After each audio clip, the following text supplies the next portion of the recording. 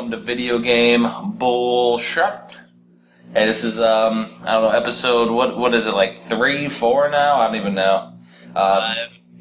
27. Yeah. And it doesn't even matter. I mean, we're going to name them arbitrary as we talk because we're going to upload them out of order if we have to. It's not a big deal. So today it's just Jeff and Kyle. I'm Subcon 3, Kyle's old Kyle Meister. Yeah, so we're doing this on Skype, a little Skype call. And we're recording with a random iPad thing. I don't have internet, so if it's crazy quality, we'll adjust. Yeah. So, what are you drinking tonight, Kyle? Good old Coors, standby. How about you? I got a Gosling's ginger beer. Oh, interesting. Yeah, basically I moved into my house on Wednesday and yesterday, and the guy had beer in the fridge. Oh shit! So I'm drinking some beer. It's a good housewarming gift. Absolutely hilarious to me. I know. Yeah, I'll just leave that there. Why not? Yeah. So I love how we have like plans on doing like a test podcast, and we're like, fuck it, we'll just do a podcast. Yeah, you might as well go with it. Yeah. Everything we talk about usually is gold anyways, so we might as well just chat. And, So he left like a bunch of stuff, like you said, like a bookcase and fuck what else? Stuff. All right, so I'm sitting down in my retro room right now. This is where I'll be recording out of. Retro room to be, right? Yeah, like right now I had a bunch of vinyl sitting in crates. The recording is sitting on an NES TV right now, the Sharp NES TV. It's propping up the iPad so I don't have to hold it. Nothing better, right? Nothing better. Who better? But in the garage, there's a bunch of stuff. Like he even left the lawnmower. But, Jeez, but awesome. there was like 2 bookcases in there. The second bookcase is like solid oak, and I carried it into the house and put it in the retro room, and I adjust the feet so it leans against the wall. So it's like a giant bookcase that I can put a bunch of games on or whatever. Perfect. Jeez. Exactly. Pretty badass. And then, I mean, he left a bunch of other stuff too, but that one is going to add to the gaming collection. But the irony is that I'm going to have to go from a room about the same size as what I have now with a little bit more space because there's a hallway that I have to encompass and an entire basement into this one spot. The entire pit. Yeah. That's fucking nuts. Yeah, when you told me that, I was just like, Yeah. Wonder what you're gonna do on that. Yeah. It might be one of those to do a podcast on one of these days, or maybe even later on tonight, or on a different podcast day. Who knows? But it's still cool that you actually have a single room, kind of a deal that you can concentrate on. Yeah, absolutely. Just do whatever you want with. That's super cool. And like we were talking about, just refining the collection, really. Yeah. So this Gosling's ginger beer, not beer. I just took a sip of it. I'm like, what the hell? And yeah, this isn't beer, dude. Oh, okay. Yeah, it says not No alcohol. wonder he left it in there. Disappointed. He left some Yingling in there and some other stuff. So. But yeah, this one's definitely a refreshing zip of ginger. Hilarious. But so I don't fucking know. I don't drink that shit. So today you saw a video though, like on crazy ass Gamester81's page or something. It was yesterday. I was just watching the underrated top 10 underrated consoles. Oh, the top 10 underrated consoles. Yeah. So did you write down the list or whatever? Go over them because like you were right here. Yeah, you were emailing to me and I was like, dude, there's some stuff on there that shouldn't be on there. But, yeah, and you were saying, you thought it might be like undersold instead of underrated type of thing. yeah, so go over the list real quick for people that are listening. For sure. So I'll just go in the order from 10 down to 1. Yeah. So we have Game Gear. It was the number 10. Then we have the Neo Geo AES. We have the 3DO, the Atari Lynx, the Virtual Boy, Sega Master System, TurboGrafx 16, good old ColecoVision, GameCube. There was an honorable mention to Saturn, and then the first one, number one, was Dreamcast. Jesus. Yeah, because, like, listening to that, just seeing that automatically, like, there's 4 automatically right there that aren't, they're not underrated.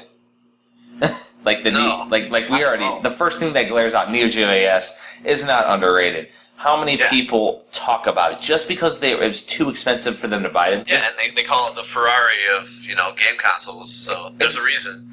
Exactly, and it's not underrated. It's people know it's great. They just can't afford it. Yeah, it's the whole thing. Like, you have to be rich to have that. Especially back in the day, it was like $600 for just the console and I think 2 joysticks. Hopefully 2. Yeah. And then each game was 100 to 200, and prices are still pretty much at that same zone. So they went down because if you think of inflation, it's probably $300, $400 for a game. Yeah, and then those certain games like Metal Slug or something, it's just crazy amounts.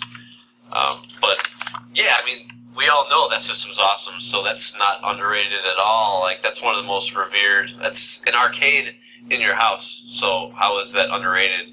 Undersold? I don't know how the sales did. I think they actually did pretty good because it was like, so expensive. And SNK was around for a long fucking time. I mean, Jesus. I think they folded and then they got recreated by someone else merged with them now or something like that. Yeah. But I mean, I don't think they folded so much as just got out of the hardware business and went straight to software again, because King of the Fighters kept coming out.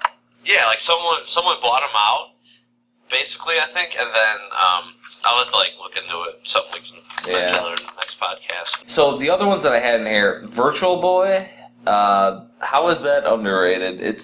The games aren't that great. There's a couple games on there that are playable, but not on the Virtual Boy. They're playable. How many games? Like 12 or what? There's 12 to 16 games, including Japanese releases. But the thing is like, even the games that are good, like Mario Clash is decent, Wario Land is decent. But the problem is that after you play it for 15 minutes to 30 minutes, you get a headache. Bingo. Exactly. So, I mean, it's not underrated. Yeah, and I mean, you have to make like a table. You almost have to make like a station for it because it's so awkward and wonky, Actually, growing up, my parents had that little island where we ate at, like for dinner. Oh, for sure. That was the perfect spot to have the Virtual Boy because we had the chairs to set up to it, and I could just set it right there on the table. It actually worked at a perfect height when I was growing up. Yeah, it's almost like a bar thing, Yeah, and I mean, I had one growing up, and I still have my box and everything. But I don't consider that underappreciated or like. Yeah, so with the what was it undersold, but the undersold makes sense because, like, you were thinking maybe he meant undersold instead of underappreciated. So maybe, I mean, thinking in that line, yeah, it didn't sell at all, really. Yeah. You got yours at like a bargain bin, discount. $25 at KB Toys. Yeah. So okay, so that's like weird. That's 2 of them. You got the TurboGrafx 16, and while back in the day when it first came out, yes, very underappreciated. Nowadays, there's a huge community for it. Like it's cult, Yeah, it's a cult as hell. It's a cult item. There's no way. That is very appreciated now, and that would be the same thing as his number one choice. Dreamcast back in the day had a few of us that loved it. I actually had one when it came out, and it was great. But so many people jumped on the PlayStation 2 bandwagon to get their DVDs that it died. But the thing is, nowadays, again, it's cult. Yeah, and I hear the TurboGrafx mentioned a lot more than the PC Engine, which I think... Yes. That makes the PC Engine, with exception to Japan, because it sold, I think more than the Famicom, actually, in Japan. It did. So, other than that... And that wouldn't be unappreciated in Japan, but it would be underappreciated to us, being like U.S. gamers. And also, just because of all the benefits that the PC Engine has over the TurboGrafx. Like tiny, I think it's in the Guinness Book of World Records as the smallest console. Yeah. So it's maybe now something else has come along, but it used to have that title at one time at the very least. So you have that whole thing, small shelf space. Now the original PC Engine didn't have AV, but the Core Duo 2 did. So there's two models of the PC Engine itself that actually have the AV output. Yeah, the to PC get Engine AV on your Duo turbo, R you have to get that turbo booster. Yeah, the booster. How much does that thing cost now? Like a ton, right? It's almost like 100, maybe. God. Yeah. And that would be the thing, though, is like the PC Engine, and even he mentions the Saturn. I don't think the Saturn belongs in there. I think the Saturn belongs in there more so for Japanese. Mm-hmm. Yeah, because of the shmups. Yeah, so basically, like, if you ask a normal gamer in the U.S., even a retro gamer in the U.S., they're not going to talk about Saturn or PC Engine. Like, yeah, and they're not going to really know. They're not going to be able to name half a dozen games for the Saturn or PC Engine. Yeah, and that's kind of the whole ironic thing is that the PC Engine has way more games than the TurboGrafx. Uh-huh. And usually they're in like mint condition because Japanese people take care of their shit. So if you go online to buy it, yeah, it's gonna be like no cracks pretty much. Like spine's gonna be perfect with the stickers, not gonna be peeling or anything. Instruction manual is gonna be in nice condition. It's still gonna have the sleeve for the card. You find a TurboGrafx in the wild, the case is cracked. Yep. There's no sleeve. The thing that held the card down is broken off. It's just like it's like, geez, Not to mention the box that it comes in. Yeah, not to mention that. Not to mention the box. You actually found some of those that are I have a couple of the outer boxes. And that's something. That's saying something. Yeah. Because, like, if I was making his list, I would have a section for the Japanese systems, because there's the MSX, which had the better version of, Metal Gear and stuff like that on there. And then even the X68000 has shoot-em-ups like insanely. That's so underappreciated, underrated, completely underrated. Because I think it was underrated. That's what it was. And were there Castlevania games for the MSX? Wasn't there? Yeah, there was Castlevania 1. I think we might have talked about it on a previous recording. I don't think it's out yet. But, I think we did, though. Yeah, that's when you were telling us about that. Right. When we were talking about the whole DOS one. Yeah. And then the irony is the X68000 has the remake of Castlevania 1. So. Okay. Yeah. So that's already, like, better than Virtual Boy or... Yeah. If he's going to include the Virtual Boy, how about underrated? What about the Commodore CD32? That was that one system that I had a copy of. It actually was released in the U.S. And the Commodore Amiga was basically the 32-bit Commodore. So it was like the Commodore's answer to the PlayStation. There was a lot of point-click adventures, all that stuff. But the thing is that it was released right as Commodore went bankrupt. So, okay. That one has some better games than the Virtual Boy. There's even a Battletoads for the CD32 that has some amazing graphics and music in it. There we go. Like, insanity. That already sounds better, especially like the whole Game Gear thing. That's what I was thinking too. Like, so he put the Sega Master System on there, and now the Game Gear is basically like a mini Sega Master System, right? Yeah. So it's already, let's take the problems with the Game Gear. Capacitors, big time problems. The audio. Mm-hmm. That would be the same thing with the Turbo Express that he mentioned. Yeah. Screens that are scratched up as fuck. Yep. And again, Turbo Express is like revered, like everyone loves that system. So that's definitely not underrated either. It still sucks batteries too, though. Yeah, but as long as you can find like an AC adapter, just get one off eBay. Hopefully it works. But the whole thing is, if you want to take it on the go, would you rather have TurboGrafx 16 or Sega Master System? It's kind of like, And plus, not all the Sega Master System games are on the Game Gear, you know? Yeah. So that's the whole... It's not like a Nomad or something. There are some good games for the Game Gear. They're just downports, it seems, of the Master System. Mm-hmm. And I'm sure there's gems for every system, but and that's why it would be a little more underrated than the Turbo for sure. yeah. Still wouldn't be on my list though. So I mean that's the thing with the whole Game Gear thing. I don't really see this. Master System, that's great. That's perfect. Master System needs to be on that list. Not so much in Europe, as he mentioned, because a lot of people love, and this Sega Mark III in Japan, as it was called. But it's really in America. Not a lot of people know about it. There are only like 120 games roughly released on in the United States. So. Library is very small. Not a lot of people bought it. The cover art was like pretty bland. It had like that grid white, and it wasn't really like pleasing to the eye like the NES cartridges and boxes.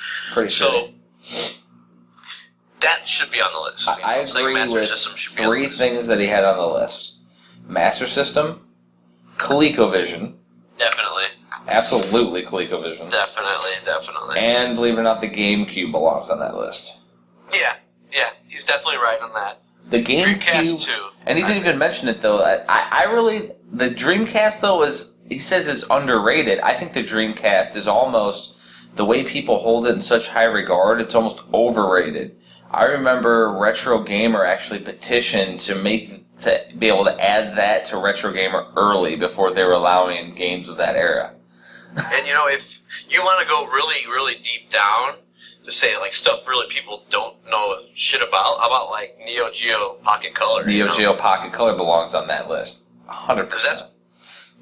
That's beautiful stuff. Graphics games, beautiful stuff, and no one talks about that.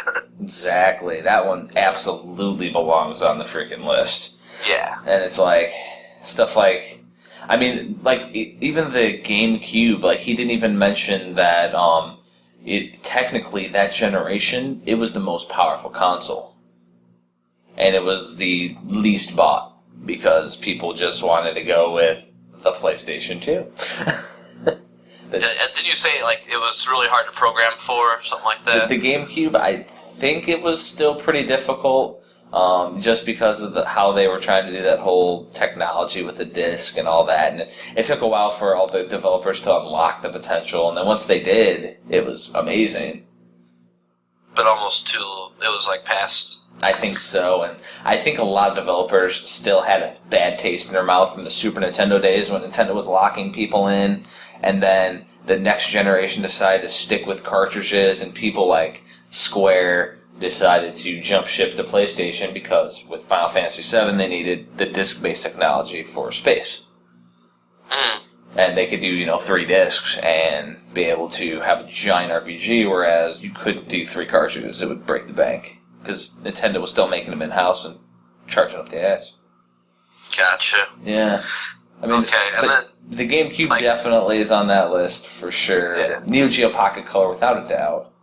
And you mentioned just Commodore 64 in the last that would podcast. Be probably my number one.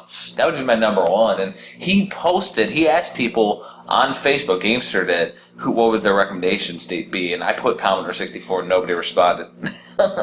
That's how underrated that is. That's how unappreciated and underrated that console is. That proves it, That proves it. Even the niche collector, community that we are, like, nobody really talks about it. If you go to, for example, I frequent Nintendo Age, so do you. Giant community. Even Claw with the arcades, giant community. If you go to Lemon 64, that is the premier Commodore community. They make homebrew games more than they do for Nintendo, for the Commodore. And nobody ever posts on there. It's like, it's such a small community. Like, Jesus. And it's just a great a community as Nintendo Age is, but it's so like under the radar in the US, I think. And even in Europe, I guess they don't go on the forums too much. But like, because that's the thing, like, Wow. and I think it's so underappreciated because people don't consider it a gaming console as much. Yeah, kind of like the PC, which is another one that a lot of people don't talk about or hunt for, but yet it's some of the games on there are the best, of the port. The perfect example is Doom, yeah. Yeah. But no one mentions it. It's like, play the PlayStation one, that's the best port. Well, forgetting about why would you want to port it? Yeah, it was designed for the computer, Yeah. So, yeah, it's funny how those get overshadowed by your console types. Because, like, I guess in Europe, there's 3, 4, 5 different computers that are all, like, on par with, like, Nintendo Madness in Europe. And the Commodore out here, there's 2,000-3,000 games for it or something insane. Like, try completing that collection. Yeah, especially when you go online, there's, like, nothing to buy, really, that's complete. Or, I mean, it's very rare. It's scarce as hell. Well, it's why the Nintendo didn't release their disc drive out here, the Famicom disc system, because piracy is rampant. It would be impossible to find every single game for the Commodore. I mean, just because of the piracy, how crazy it was. Like, I remember, like, we had the Commodore growing up. My brother saved up for that instead of a console, and my parents matched him half the money or something. So it was probably like $500 each side. It's probably $1,000. Damn. Yeah, back then. That's like ridiculous, man. Yeah, and we had 3 games, but I have a giant thing, because I still have my brother's Commodore, and I have a giant case full of games. They're all bootleg. And I think we might have talked about it in a previous chat, is like, how did people bootleg that much? But that's, I think, why, though, is piracy kind of leaves a bad taste in gamers' mouths. Sure. Especially the ones who are going out and paying money to get it. Yeah. It kind of kicks them in the balls, because, here we are paying big money for this stuff, and you guys got it for free, kind of thing. But especially like, back in the day. But it's cool. Like, I wouldn't even care, I just want more games, really. It's just, in my opinion, though, like, you have a good game, it's a fucking good game. So, like, there's probably out of the 4,000, there's hundreds of classics for the system. Sure. We could play games in, like, Usagi Yojimbo, Bruce Lee, like, amazing games that don't exist on another platform. And it's just like, nobody even talks about them except for, like, us, and then we barely get any looks on it. Oh, I know, it's crazy. And kind of the way that I would see it is just, let's trade as many games as we can, and if you come across a box version, awesome, let's, put it on display, something like that. Exactly. Just, that's what's cool. Those old boxes are great. Like, the Double Dragon 2 one looks amazing. Yeah, I got the bigger boxes. They're really great display pieces. Oh, yeah, it's a slightly different cover, which is cool as hell, man. So the other little treat that I mentioned when we were, like, going over the list, the Vectrex. Yeah, I was thinking that too at work. I was like, no one talks about that, but the people who like it are diehards, and it's kind of the same with Kami and all that kind of stuff. It's diehards because they know it's badass. And I think the difference between the diehards for the Commodore and the Vectrex and the Neo Turbo Dreamcast fanatics is there's way more of those than the Commodore and Vectrex ones. There's very few. Like, Vectrex, the only reason why I heard about it a lot was from Classic Game Room. Yeah, Mark's awesome. Exactly. And he's hilarious, dude. But I was just burning that DVD today, actually, to MP4, so I can watch it on the run. Putting it in the archives. Yes, you know it. He's doing a new DVD that should be shipping out, like, this week. I'll buy it, like, right now. Yeah. I'll click. Another one he put was 3DO, and I know, like, Alone in the Dark is great, but I don't know. I don't really know of that many gems for 3DO, which I mentioned on one of the last podcasts. Like Gex. That's the other thing. Like, do you know of any, like, awesome reasons to play that game? Is Gex any good on the 3DO? That's okay. That's one. I used to go to Circuit City and play that a lot. That's probably the best side-scroller. It's a decent side-scroller in the grand scheme of things. It's probably the best in the system. The voice thing gets really annoying. Like, he talks like Bubsy, kind of. The question is Gex better on the PlayStation 1? That's the thing. It's on PlayStation 1, so there you go. And Alone in the Dark is on computer. So you could, like, there you go. Like, okay, that's done. Yeah. I mean, that's the thing. You can get both those games for a different port or console or whatever. It's just as good. So what else is on that system to, like, make you... Yeah, it's just like awesome. 3DO's almost looped in with Virtual Boy, like, okay, so it's underrated. Well, why? Yeah, kind of like the CDI, like... Why? Okay, people buy that for the Zelda, but they don't say the Zelda game is awesome. They buy it for the Zelda and put it on a shelf. They don't play it. Yeah. Precisely. Because it's just a conversation piece, like, oh, this piece of garbage. Exactly. But it's still part of the Zelda universe, so, people like to have all that razzmatazz in their collection. I think it's more impressive to have a badass game in your collection that's a conversation piece than a very universally panned game. Yeah, because, again, like, you're doing something with it, like, playing it like you want to play it. And ultimately, that's what a game is. So, that's the whole deal. Like, what are you doing? I guess it's just a piece of art then. Yep. And that's it. So do you have any other systems that you have on your list?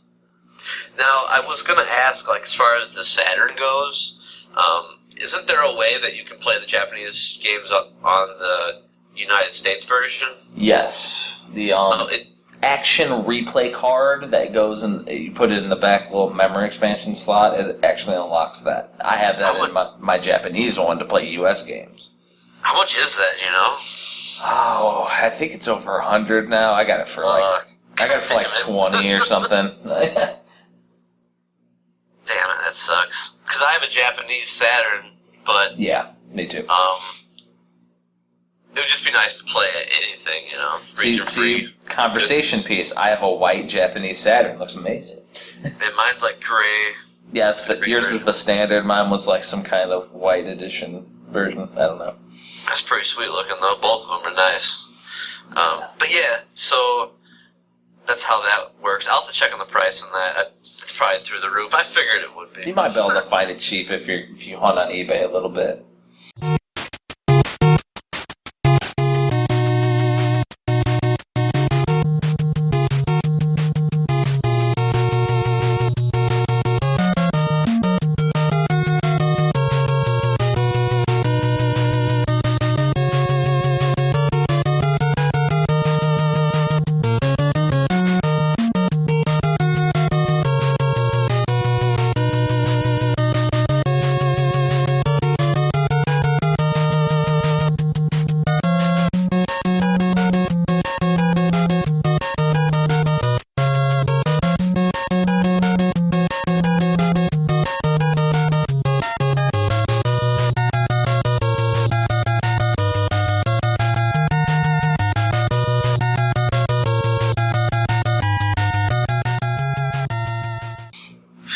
The other thing I wanted to mention was he put the Atari Lynx on there, and that screen is so fuzzy you can hardly even see what's going on. I mean, the thing's like a battery whore.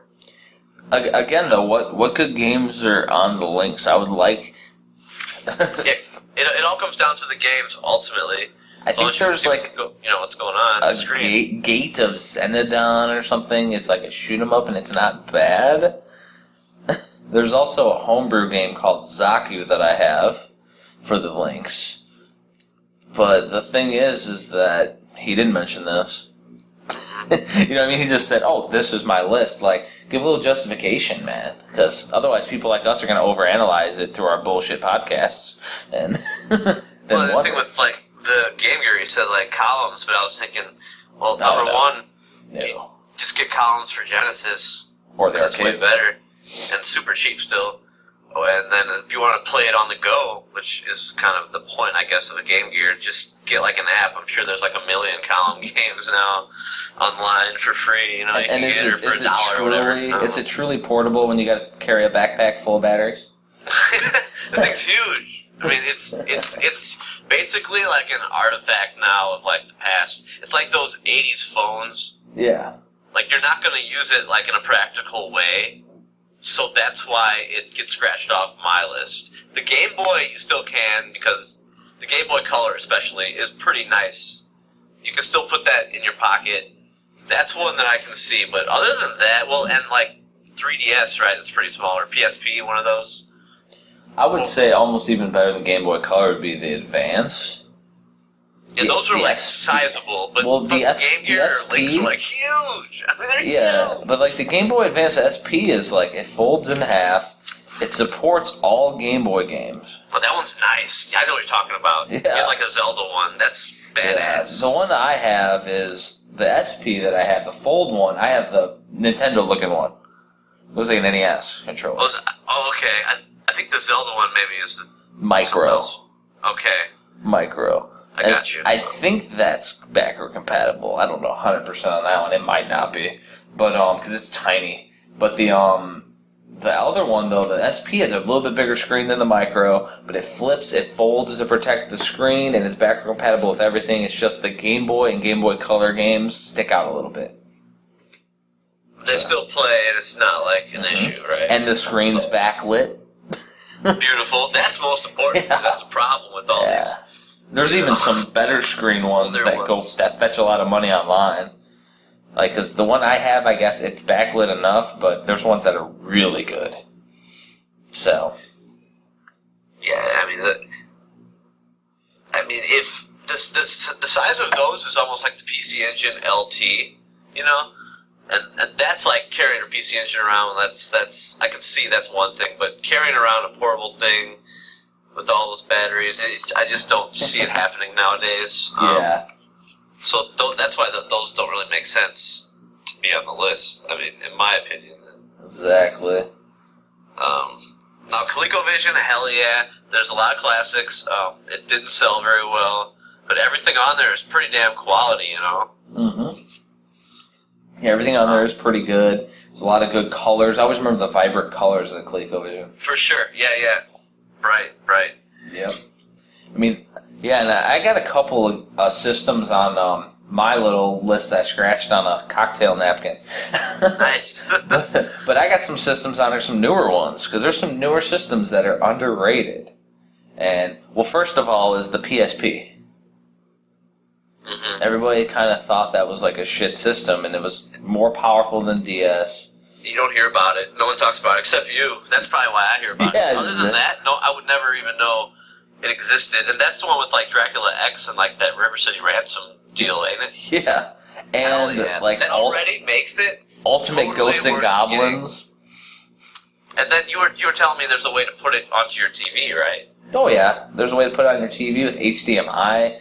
There's Ultimate Ghosts and Goblins. There's a Mega Man Powered Up where they redid Mega Man 1 with 8 bosses. There's Mega Man Maverick Hunter X where they redid Mega Man X with like cutscenes and a whole storyline. Jesus, there's a ton of shit that's like must-have material, and you know you can put it on a TV if you really want it. And then I'll blow your mind. And in Japan, they released the Gradius collection and the Salamander collection. Oh, dude, just won me over right there. God, and it's awesome. That's the thing. Castlevania, River City, sign me up, like.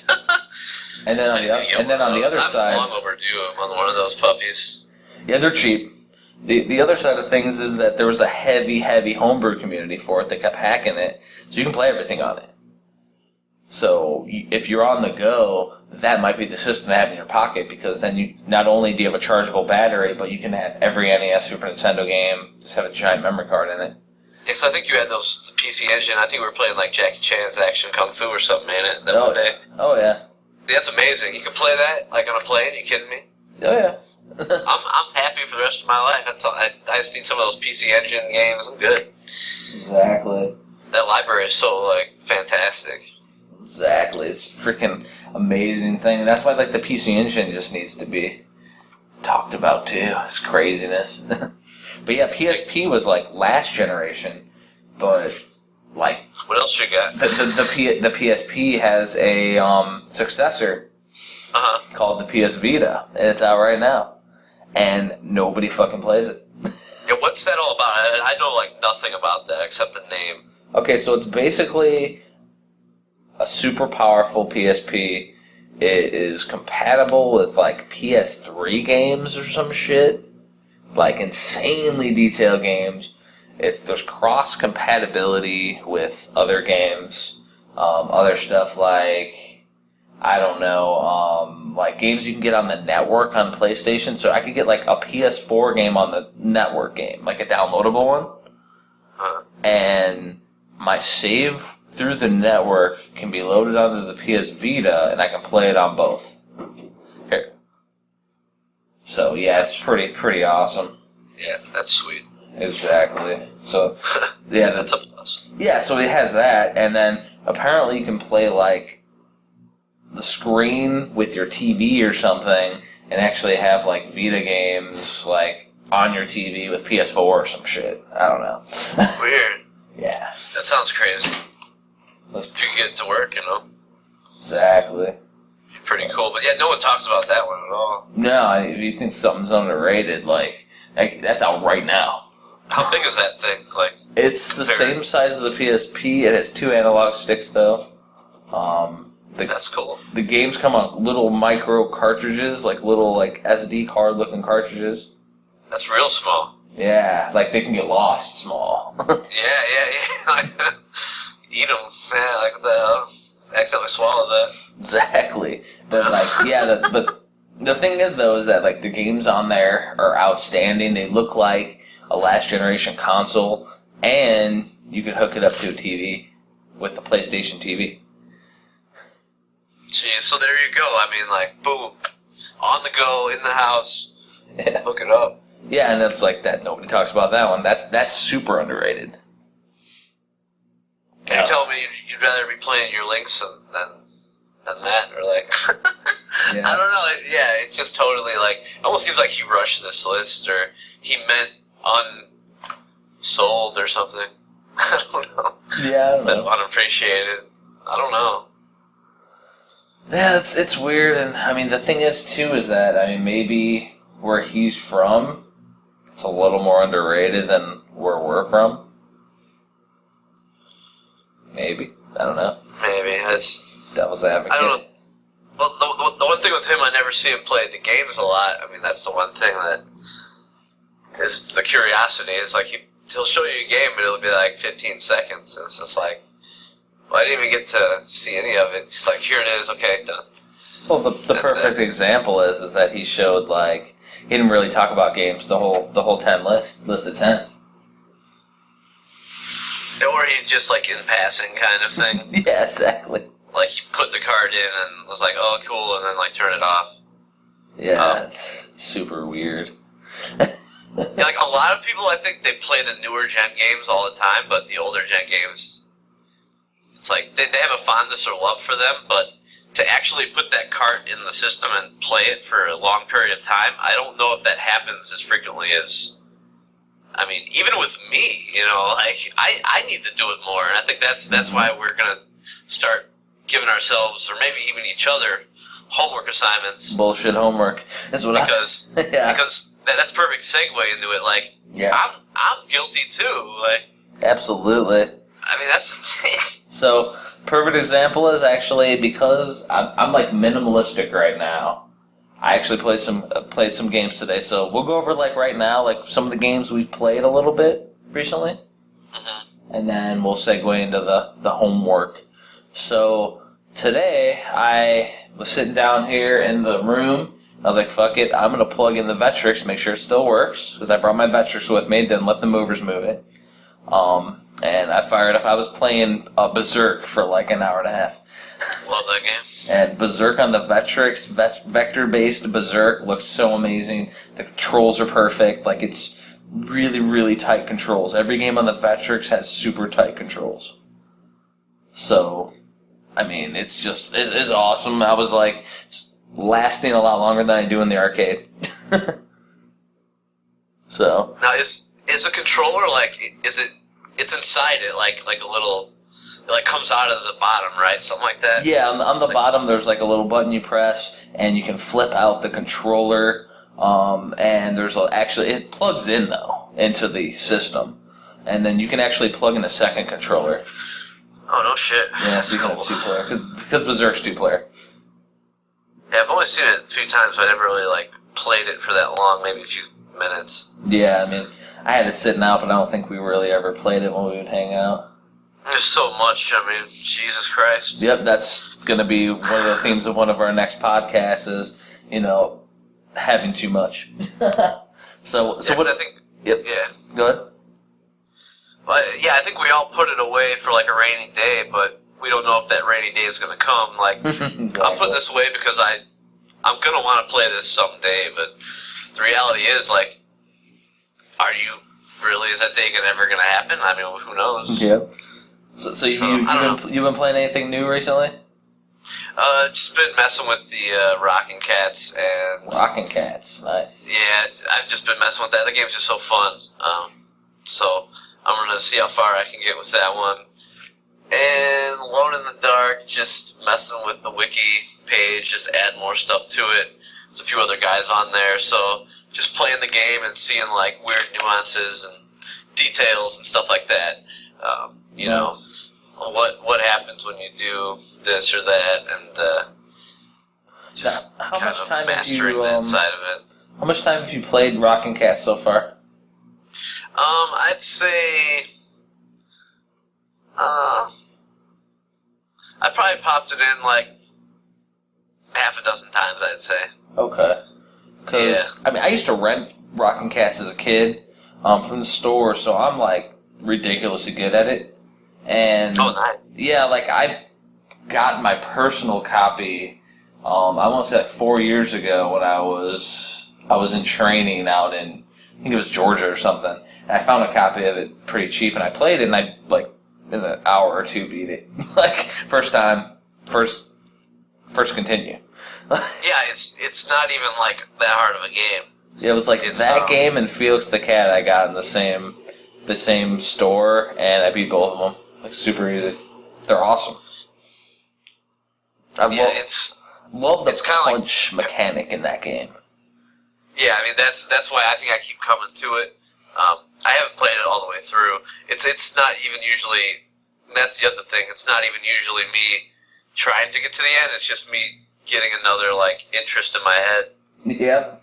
Because I think it'll take about like 40 to 50 minutes. I'll probably play it for like 20 or 30. It's like kind of like Gun Knack. I'll play it for like 20 or 30 minutes, rack up all these lives, and then I'm like, oh, I want to do this now. Like, it's kind of like that hump. It's the same with movies. Like, there's like the 45-minute hump, and it's like you either kind of want to do something else or you want to finish the movie. Yeah. You know. And exactly. Yeah, so that's the thing with that, but that's why I prefer and love just like the password-based or like save-based games, because you can just come back to it and like keep going. That's why I like the RPGs are cool. You can just come back to it, carve a little more. Okay, cool. I'm good. I'll save it. Okay, then do whatever. Come back to it. Maybe one day you'll play for 4 hours. One day maybe you'll play for 4 minutes. But you can still advance. I think that's why a lot of people like. I think that's where a lot of people get addicted in the newer games, because they all have auto saves and save points and all that, so you never lose your progress. Yeah, and that's just a really big thing. That's nowadays. Yep. It's the same with like the Vice City too. You're always working towards something. Mm-hmm. But then sometimes, I'll just get in that mood where I just want to get like a high score, or I just want to beat like a game, no death run. Mm-hmm. And then I'll just batten down the hatches and concentrate on that game, and play the hell out of it. And that's probably what I'm going to do with Rockin' Cats the next week or two. I'll actually get serious with it, kick the shit out of it. I think that's almost like a beat it on Kevin's page. On Kevin's page. So yeah, I think that is really a perfect segue into like our little thing that we're going to start doing. The what we're going to call it is bullshit homework, because homework's always bullshit, right? Yep. So I think what it'll do is it'll allow us to refine what we're doing, what we're playing, and it'll give us a goal. Now, basically the due date is an arbitrary fucking time, because we'll get it done when we get it done, and we'll record when we feel like recording, you know what I mean? But here's my thing. I think we should start doing the podcast every Thursday, like what we're doing right now. Yeah, that works for me. We have a email set up now. It's VGBSpodcast@gmail.com. So anybody listening can email us their experiences with the game that we're going to play. And they can email us if they have any questions, any comments about our podcast. If they want us to talk about something, they can email us at VGBSpodcast@gmail.com. It's also on Google+. So if they go on Google+, look up VGBS Podcast or VGBS Gaming Podcast, they'll find us, and you can comment on our page. So people can talk with us, too. So it'd be, like, interactive. So it's not only me and you doing this, but if people, like, start wanting to do this with us, they can. And we'll just, talk about it each time and make sure everybody knows how to bullshit with us. So, I think it'll be very arbitrary, though, because we're doing this shit because it's fun, right? Yeah, always. That's the why thing. else, really? And that's why we're here tonight, and I think Kevin's just like, well, I'm busy. We're like, okay, well, we're recording tonight. Like, you know what I mean? Like, this is what we got to do. When I'm 32 now, anything that I do is because I enjoy it. I mean, that's really the only reason. Yep. You just got to take life by the horns. Take it by the balls. Right. So really the only, I want to say the only rule per se is that we both got to be able to play it. So I can't say, all right, well, the homework is Legend of Zelda Skyward Sword. Now you got to go out and buy Skyward Sword. Like, no. We both have to be able to play it in our house. Yeah. And now that could be with emulation. Like, that's fine. But we have to be able to play it. So we're gonna have the same. We're gonna play the same game. Yes. Okay, that's cool. That's super cool. Yeah, I didn't even think about that. I like that touch. Oh yeah, the homework is that everybody plays the same game, and then we come together the next recording and we bullshit about it and talk about our experiences with it. That's super badass, dude. Yeah, this is what bullshit now homework. I understand what you're talking about. Yeah. Holy, That's so I like that. So basically, we're only limited on what we have to play. That's it. Well, yeah, because we all have to fucking play it, right? Exactly. Yeah. Okay. And I already told Roth, who we're going to try to have on for the next podcast. He's the guy who made the Mad Wizard for the NES. Oh, that guy's cool. Yeah. Yeah, he'll be drinking some PBR probably. I already told him, I was like, expect some homework, expect some bullshit homework that for a game we're going to talk about whether you play it or not. We don't care. Yeah, you don't have to do your homework. I mean, fuck no, you don't. That's the best part about why it's bullshit homework. Like, there's gonna be times where we'll be like, "Hey Kyle, did you play the game?" Or "Hey Jeff, did you play the game?" Like, no. Because I mean, honestly, like sometimes we may get busy at work, or just might get caught up. But I mean, really though, we need to. It's a great way to have us buckle down, and then it'll give us more, to talk about. Buckling down is the hard thing. That's why it's nice to play it on Kevin's page too, because it forces me to like discipline myself. So I used to do like the no death runs and stuff back in the day, and after a while it was like, wow, I spent this like a month trying to get this exactly how I want it, and it takes a lot out of you. And now I kind of play like that's why I love those old arcade games. Like we were playing Donkey Kong Jr. at your parents' house, just like. Sit there for 20 or 30 minutes, bust it out, cool, That's what was really fun about it, is we only spent a little time with it, and the time that we did now, it almost has like a nostalgic feel to it. Yeah, and that's another thing, like, nostalgia doesn't have to be, that's what a lot of people think, like childhood only, We just it's just a warm feeling or a warm memory. That was like the Last Supper, kind of, for us, because you were leaving, and it was like, you gotta, like, make the most out of this kind of thing. Exactly. And I think, though, like, us recording the day after you potentially go over there and record at Kevin's gives him an excuse to have you play that game. So you're playing the homework game over there. Like, whatever game. Yeah. Yeah. You know what I mean? So you play that there, you record it there, and that gives you more of an experience. So now you have like what you played throughout the week, and then the recording standpoint too, and like what happened with the recording, and then we talk about it on the podcast too. Yeah, I think that would be like the ideal way to do it. Mm-hmm. And then it would be awesome is if people email us at vgbspodcast@gmail.com. And they email us there too, and then we'll be like, hey, let's check the emails. And we have a bunch of emails from people that have cool experiences with the game too.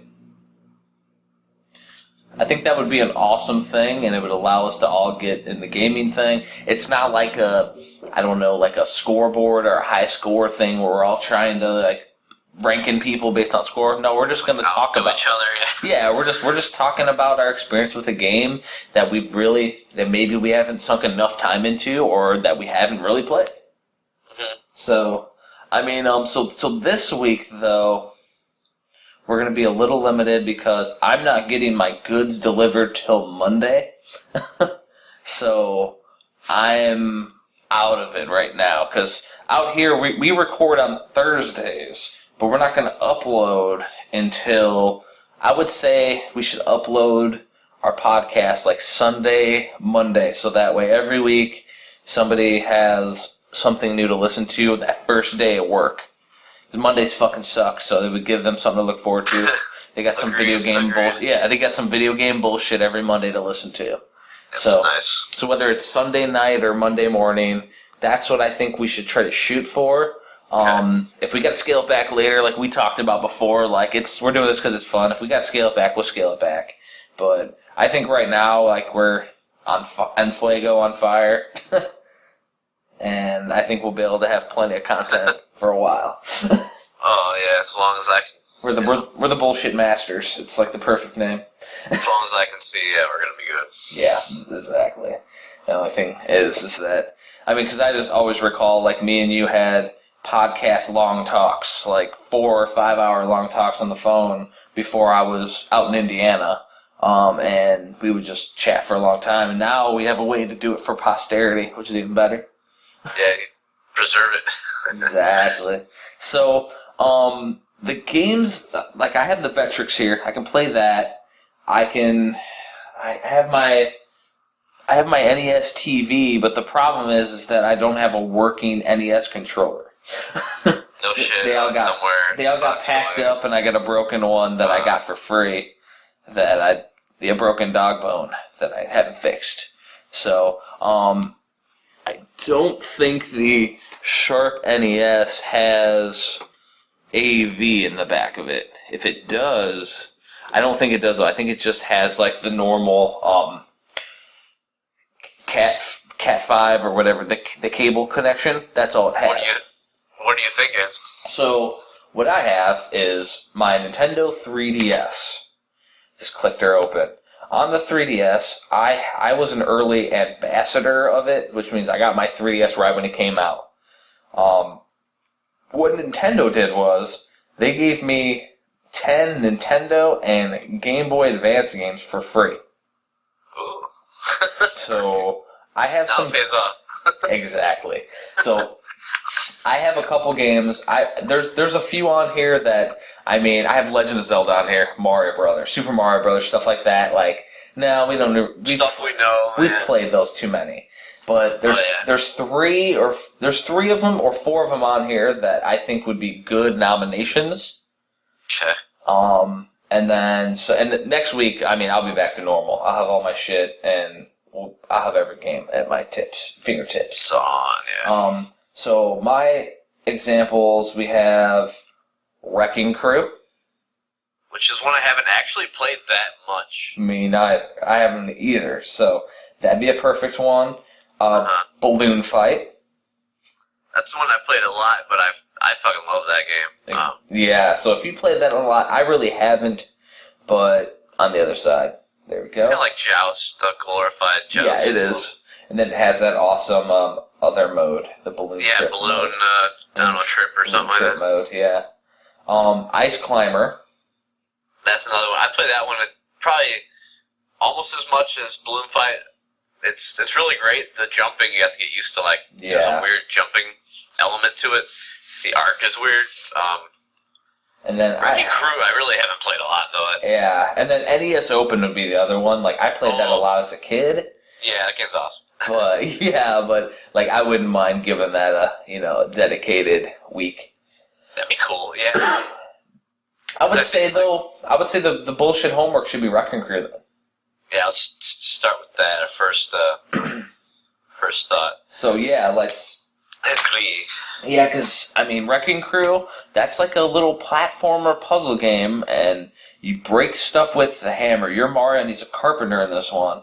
You break stuff with the hammer, and then these little bots like follow you around. You got to outsmart them while being able to clear it. Because you can't kill them. It's kind of like Gyromite, right? Like you're helpless.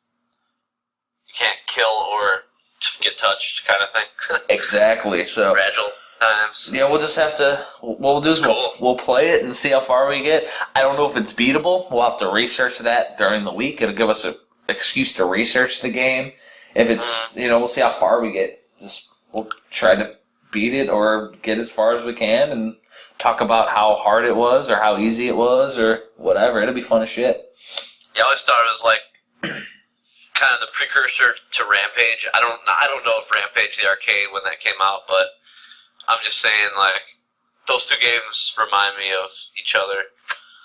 You know, I mean, you're just breaking stuff. But Wrecking Crew actually looks better because I think Rampage gets really redundant after you've beaten like the 30th level. You're like, oh my god, dude. No, like it's completely different. It's like an different. endurance contest.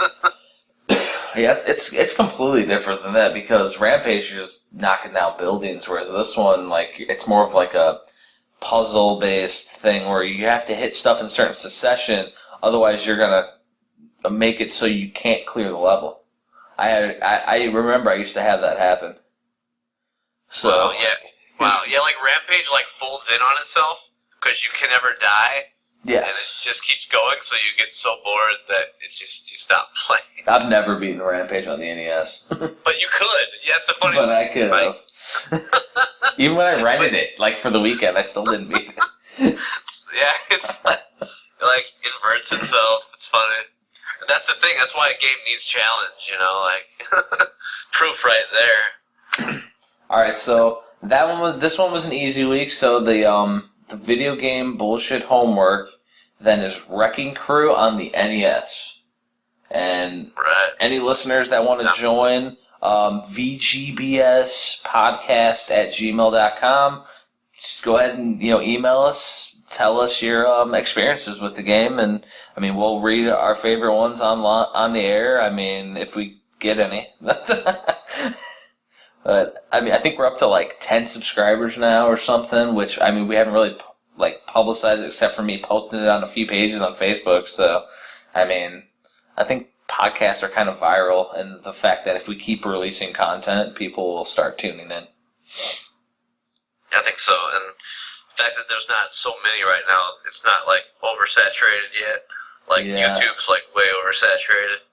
Well, I think it's also like if you type in like video game podcasts, there's only a few that pop up. They all have like random names, like Zombie Cast or other random stuff like that.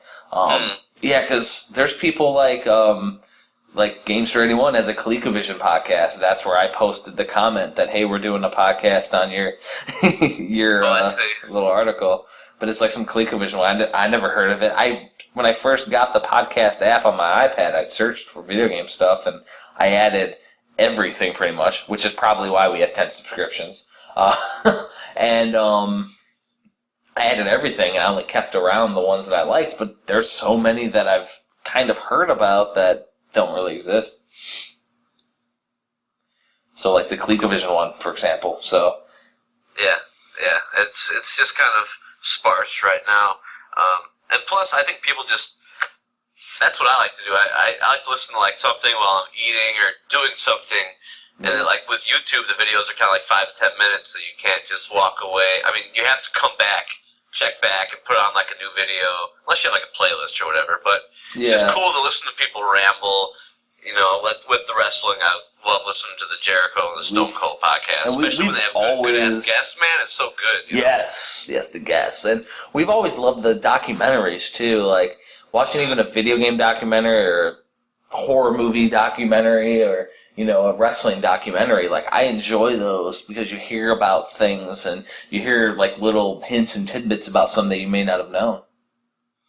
Yeah, that to me was always a sign of a good listener. Someone who likes a documentary. If someone can't pay attention to a documentary, they're probably low attention span. They're probably not the best listener. They're off in their own sporadic manic world. Exactly. It's always those factoids and just learning stuff. It's always cool. That's why I kind of think this is the best forum, especially for us, because we can just blab on forever and ever. Exactly. So speaking of blabbing on forever and ever, we're at about an hour right now, so okay. I know we're trying to cut it down to an hour, because I know people don't want to have 4-hour podcasts, because I know I've seen a few with 4-hour podcasts, and it pisses me off every time. Yeah, let's just do around an hour like you were thinking, and then... Exactly. So what we'll do is we'll wrap up this podcast right now. Everybody, thanks for listening. Wherever we post this on, shoot us some fucking comments, whether it be on my blog, on WordPress, on Facebook, or email us at vgbspodcast@gmail.com. Shoot us an email there. Let us know what you think. Join us in our homework, and then we'll see you next time. Join us.